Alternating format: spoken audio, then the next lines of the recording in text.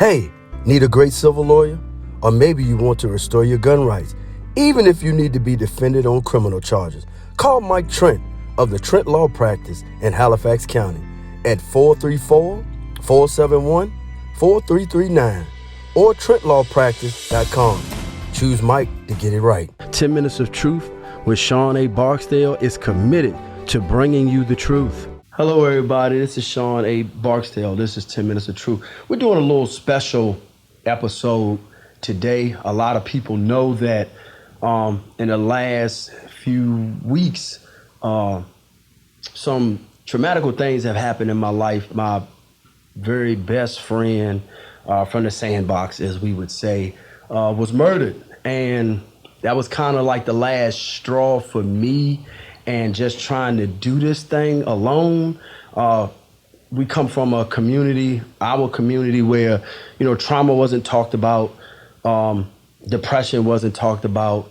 You couldn't, really bring these things up in the home because, people either didn't have the answers to the questions you may ask, or they just wanted to keep everything quiet in the home. And we're in a different time, and we have to start learning how to get help, where to get help. So I definitely brought my friend Anita Danielle Valines on for this. How you doing? I'm well. How are you? Great. I'm great. I'm better now. And whatnot. A lot of people know, from her previous episode, she was our second guest. You were our second guest? Second or third guest. And just a refresher, tell the people about yourself and, what your forte is, ma'am. Yes. Hello, everyone. Danielle Valines. I'm a speech language pathologist by trade, or it is what I do. I also have a degree in psychology, of which I didn't take to the fullest extent because I began to learn a little bit more that I wanted to delve into in another direction. So got a little bit of information on that, got a little bit on education and special education. It's all kind of in here. So I try to give feedback where I can be helpful and as needed to give people more information. Absolutely. I knew every episode that 10 Minutes of Truth did, has done, will do, is very important to the community. I wasn't on the path to therapy at that time. Not that I didn't think I needed it, it wasn't at the forefront of my mind. Mm-hmm. And as I went back and played a lot of episodes, those 4 pivotal episodes, a lot of things that you spoke to, I was able to pull from, mm-hmm. Moving forward from, we're dealing with, COVID and that middle piece that has, it has taken on, and the world is very different now. Trauma, how do you view trauma today versus, pre-COVID? It's so funny. I literally had this conversation last night with a friend of mine. I feel COVID brought on an entire feeling of isolation. Not only did we have to isolate for our health and the health of loved ones, but everyone was in a small setting almost all day. So you didn't get out. Right. You didn't get your normal conversation. You were not in a routine. Your schedule was broken. Lots of people were in homes where they actually had the opportunity to leave home. And in some instances, that's like escape. People don't think about the fact that folks are in their everyday home routine, but most people are only home for about 8 to 10 hours in a day. And that includes their sleeping. Correct. So they're in and out. They deal with their children in a small amount if their children are in a home. If they have children, their spouse in the same way. And we learned nationally that there were, and internationally, I want to say China had an exponential amount of divorces. Oh, wow. Exponential amount of divorces, not just in China, in the United States. I'm like, I'm an information buff, so if I can read it and find out about it, I'm all on it. Right, correct. Divorces were high.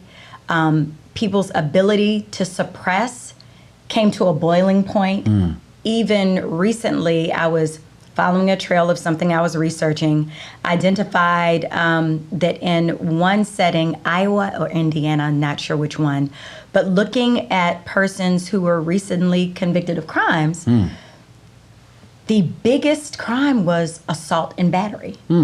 Assault and battery was like 85% of everything listed. And the next thing was drug use in public, drug use in public, as well as dealing of drugs. So to me, it all kind of balances out, as in people were wanting to anesthetize some of their pain.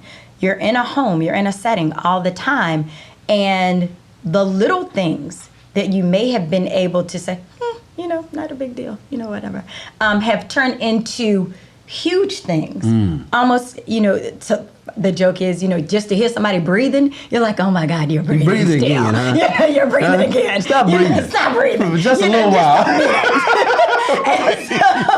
And so, it just brought to the forefront that people were no longer able to suppress and cope because of the different caveats of their day and routine that they had in place. Right. So you've got folks that are just barely hanging in and hanging on, and then you've got people that are blowing up, and you've got folks looking for an additional escape because everybody's been in their small walls of their home. Not getting the typical interactions with others, not getting the added hug or intimate gesture from other people even. I mean, that's the life. We're very interactive as human beings. And so it just has been a heightened awareness of what is wrong. And people now trying to reel it in, rein it back in to identify, how do I fix or how do I work on what's going on with me? What's wrong? Right. That's a great explanation. I didn't even know those numbers, especially with China. I just know, like, with the children and me having children, even with Asia, my oldest daughter,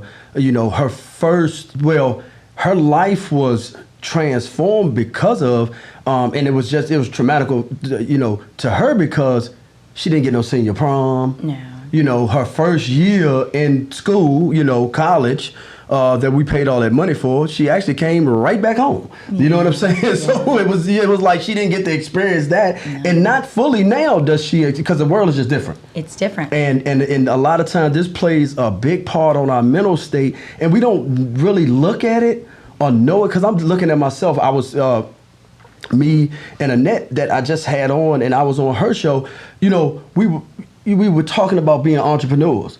If you're an entrepreneur, you don't have a set 40, 50, 60, even an 80-hour week, right? It may be 120, it may be anything, and it's no set paycheck, right? So even in this time, I know for myself that I had to learn how to pivot and say, okay, well, how am I going to make money? There ain't nobody going anywhere. They ain't going to buy no T-shirt right now. I got to make a mask or a pillow.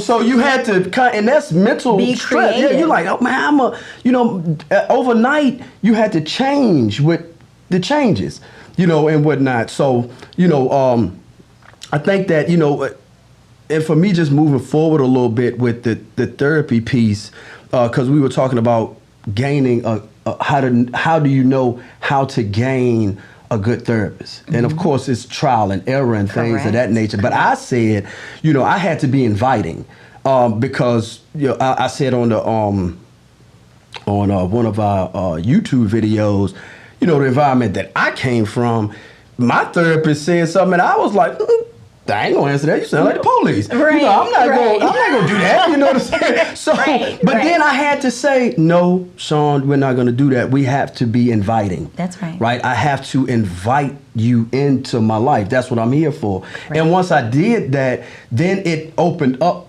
some levels and it opened up some doors for me to be able to say, okay, and she was able to say, okay, this is something you can start doing today. Right. Write down such and such. Correct. Tell me what those thoughts are next week. So now I'm thinking about what I'm doing, how I'm doing it, why I'm doing it, right? So with me saying that, and what for a child, because that's your profession, what is something that a parent could do when trying to pick a therapist? What should they look at? I would initially, because I'm a therapist, Right. I would initially look at just the child and the clinician's interactions. Very early on, you can see if that's just like when two people meet each other, male, female, you can see if there is a reluctance, if there is a pullback, a withdrawing, and or the opposite of that, if there is an openness, Right. an invitation, whether they begin to open and have like a little bit of a rapport and some reciprocal back and forth, even if it's playing a game. Right. As simple as playing a game, batting something back and forth. If that child will engage with that person, and if there is minimal to no engagement, then you need to really question whether they would be a good match. And the next thing is understanding, like, are they going to really have an understanding for what this child has gone through and what this child is going through? And that's a big piece. Like, that deals with culture, that deals with diversity. Right. Some people look at their area and or their niche and they're like, this is who I know. I'm not willing, nor do I want to know anything different. Whereas a clinician and a therapist who's more open, and as you said earlier, inviting, Right. it may be like, I don't know, but I'm willing to find out. Right. I'm willing to find out a little bit more. Right.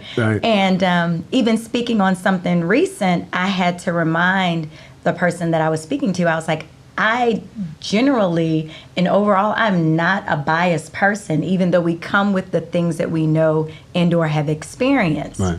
I said, but I was speaking with someone over the phone whom I did not understand because their dialect was so strong. I was like, and I come from a setting where I work and have worked with over 123 different dialects. Right. And you may hear somebody from the same place that speaks slightly different than another person. So it's like, no, we've got to realize that people come with different things and that we have to be inviting, engaging, and wanting to learn. And I think those are the caveats that Right. make the difference, that reciprocal learning. Because you're going to learn. If you're there, everybody's going to learn something new. Absolutely.